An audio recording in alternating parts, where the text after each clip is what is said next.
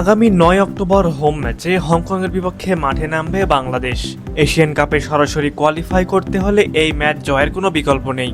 যদি এই ম্যাচে বাংলাদেশ হেরে যায় তাহলে এশিয়ান কাপে খেলার রেসে অনেকটা পিছিয়ে পড়বে। আর তাই তো ম্যাচ জিততে হলে অবশ্যই বাংলাদেশকে শক্তিশালী একাদশ নিয়ে মাঠে নামতে হবে। বর্তমানে বাংলাদেশের একাদশে রয়েছে একাধিক বিদেশি ফুটবলার। বাংলাদেশি বংশোদ্ভূত এই ফুটবলারদের পাশাপাশি যদি আরও কিছু ফুটবলারকে স্কোয়াডে যুক্ত করা যায় তাহলে তাদের সমন্বয়ে একটা মারাত্মক শক্তিশালী দল গঠন করা সম্ভব হবে।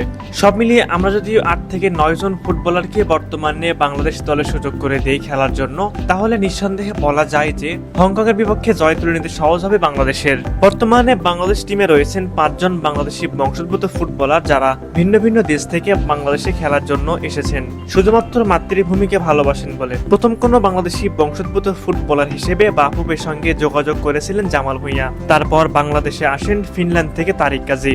এরপর সবচেয়ে বেশি আলোচনা হয় যাকে নিয়ে, তার নাম হলো হামজা চৌধুরী। বিশ্বের ১ নম্বর ফুটবল লিগ ইংলিশ প্রিমিয়ার লিগের ফুটবলার যে আমাদের হামজা। এর আগে এরকম রেকর্ডের সাক্ষী কখনো হয়নি বাংলাদেশ। তারপরে বাংলাদেশের জার্সি গায়ে জড়ান ইতালিয়ান ফুটবলার ফাহমিদুল ইসলাম। এরপরে আসেন কানাডিয়ান সমিত সোম। সব মিলিয়ে বর্তমান দলে রয়েছে ৫ জন বাংলাদেশি বংশোদ্ভূত ফুটবলার। যে ফুটবলারদের পাশাপাশি স্কোয়াডে যদি আরো কিছু ফুটবলারকে অন্তর্ভুক্ত করা যায় তাহলে তো কথাই নেই। দক্ষিণ এশিয়ার শক্তিশালী একটি দলে পরিণত হবে বাংলাদেশ, যেই দল হারাতে সক্ষম হবে যে কোনো দলকে।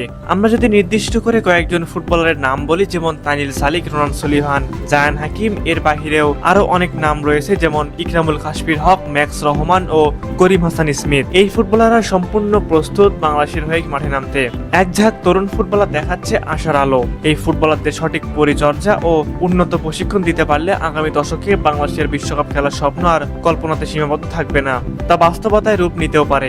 সুপ্রিয় দর্শক, আপনাদের কাছে কি মনে হয়, হামজা সমিতদের পাশাপাশি যদি এসব ফুটবলারদের পাওয়া যায় তাহলে কেমন হবে লাল সবুজের স্কোয়াড? বাংলাদেশ কি পারবে সেই স্কোয়াড নিয়ে হংকংকে হারিয়ে দিতে?